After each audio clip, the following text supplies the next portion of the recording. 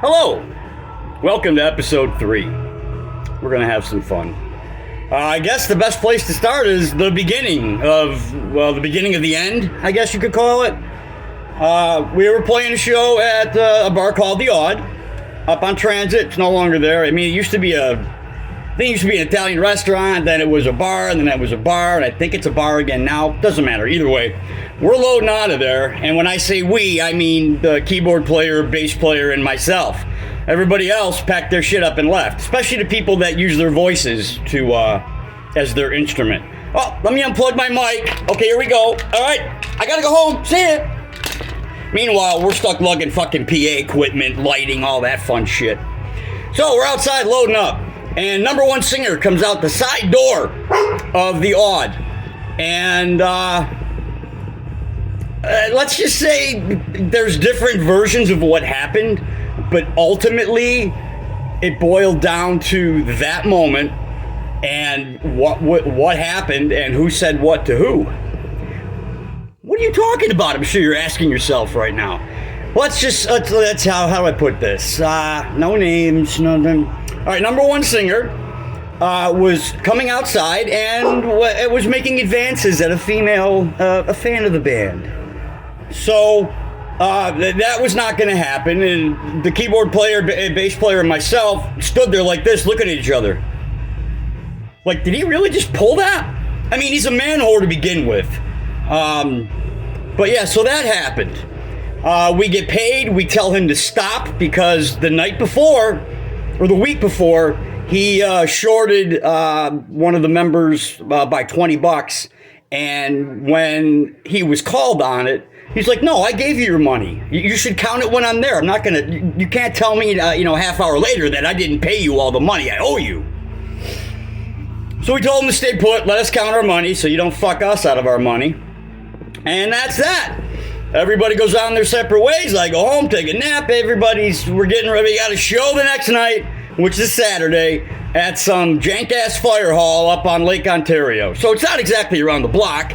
And by now, I think it's almost 4:30, 5 a.m. I got to go home. Got 3 kids in the house. It's fun. It's nice when they come running down the hall at 7:30 when your head hit the pillow at 5.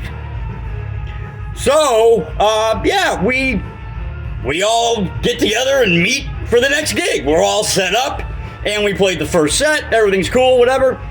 And then I'm out having a cigarette in between sets, and out of nowhere, number one singer's wife comes tearing ass into the parking lot. And then I remembered, oh shit, we forgot to tell the other 2 people in the band what happened last night.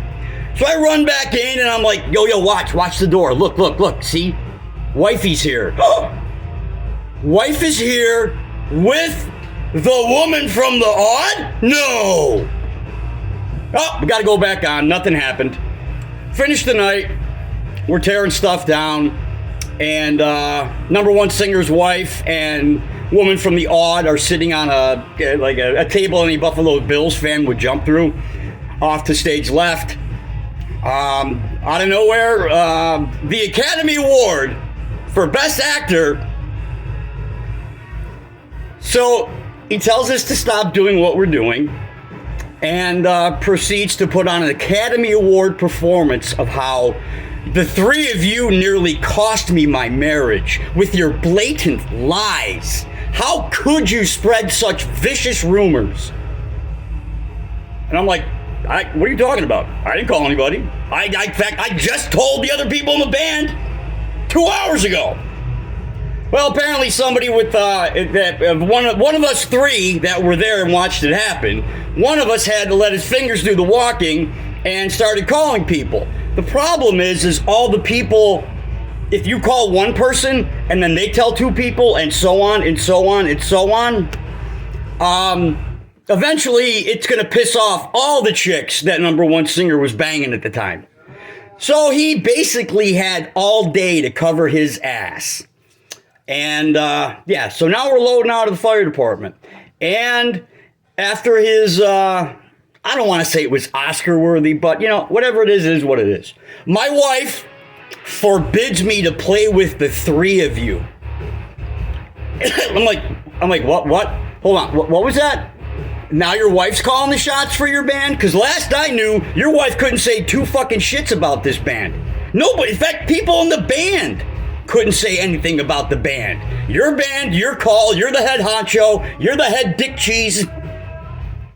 So, I'm like, well, give me my money. Am I out of the band now? Yeah, and so is bass player, and so is keyboard player. Of which, to be honest, keyboard player was still in the trailer when that went down the night before. So I get paid. I look at number one singer and I'm like, so is that it? I'm like, that's it, I'm out of the band. He's like, oh, most definitely. I'm like, good, all right. I turn to his wife sitting on a table. Oh, here's the best part. I almost forgot about this word. How often in daily conversation does the word misconstrued come up?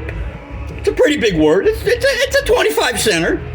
Yeah, so during his Academy Award performance, he's like, the three of you with your vicious lies and rumors, a hug went misconstrued. Okay. So now we go back to, I'm out of the band. All right, I'm going to turn to your wife and talk to her now, since whatever I say from this point forward doesn't matter. It's your band. You're the number one singer. So I turn to her and I say, all right, for what it's worth, how many times do you hear the word misconstrued come up in conversation? Yet, we've just heard it about 6 times in a 10-minute span. So that was that. We were out of the band. The band was not scheduled to play until the following week. It was a Friday gig, and they were going to be playing at Max. We never... we didn't get closure with the other 2 people in the band, so I decided to go to the next show and just hang out in the back of Max, and just so I could say hi and bye to the 2 other people that were in the band.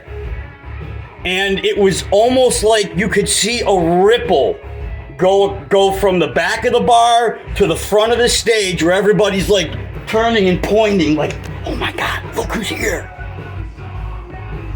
So, word got to the stage in about 3.5 seconds that I was in the house.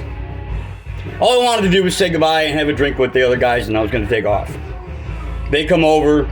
In fact, new bass player comes up to me and he's like, man, I was so looking forward to fucking playing with you.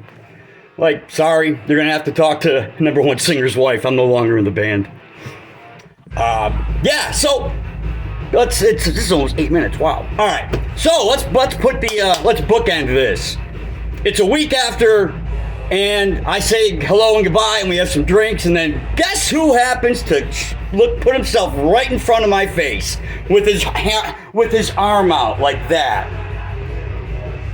I'm like, dude, get the fuck out of the way before I move you out of the way. Don't even just turn around and go. Go behind the bar and pour free drinks for all the women. Because that's what he was best at. When we were on break, he's behind the bar. Doesn't matter what bar. I mean, it was Macaroons. It could have been Club Paradise. It could have been the Odd. He's just taking bottles and just pouring shots down bitches' throats. I didn't see any money change hands. But let's go back to the last episode when I said, you think he's your friend, but he's not, because he uses Buffalo Sabres tickets to bribe you into thinking he cares about you and your event or your venue. For example, number one singer's band plays for free at a local party. Why? Well, the person who's having the party is also in charge of booking one of the biggest fucking beer tents you've ever seen. So, yeah, blinded by Sabres and Bills tickets. Oh, yeah. If it doesn't benefit number one singer, he's not going to do anything about it. But you think back to how many times he took you to a Sabres game, or how many times to a Bills game, or how many times he licked your taint calling your club the best club ever. And then, an hour later, what a fucking shithole this place is. That's episode 3. Now that we're at the beginning of the end, this is when the second band comes into play.